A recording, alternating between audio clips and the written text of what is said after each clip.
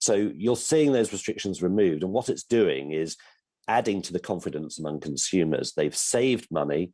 Yes, they may have spent money on doing up their homes, but they have extra money which they're not using for traditional commuting, or because they're working from home more, they're not spending so much in restaurants and hospitality, for example. So they do have more money. So even if they're traveling once with COVID measures being reduced, they still have money to travel again to see more friends and family or go on holiday.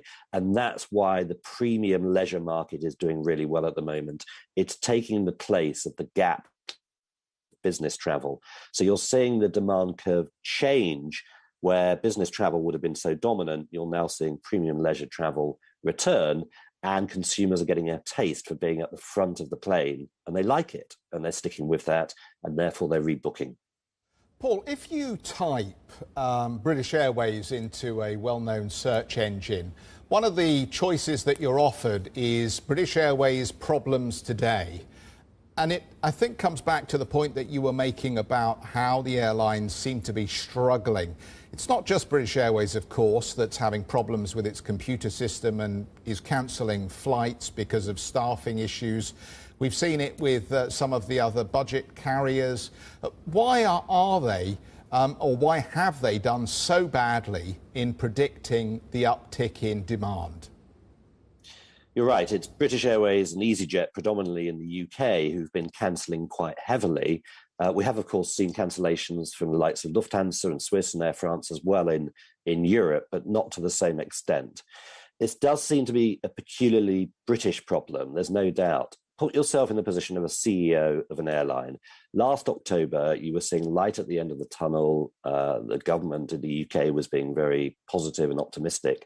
So you started your hiring process. You were rehiring people you had either put on furlough during the pandemic, or you had lost to competitors or in other sectors.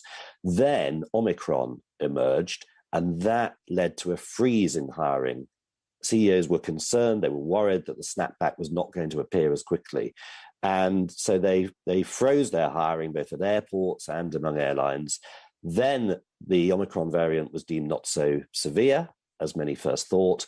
The snapback in demand happened faster as government removed restrictions, and they simply weren't ready. The airlines and airports had frozen their hiring.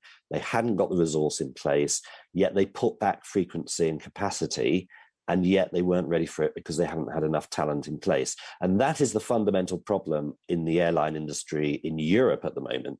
They simply have lost too much talent during the pandemic and haven't been able to recruit that talent back at the right price. They haven't been able to compete on wages and salaries compared with other sectors such as IT and online retail, and they haven't been able to attract back the talent, which has simply left the travel and tourism sector to its detriment.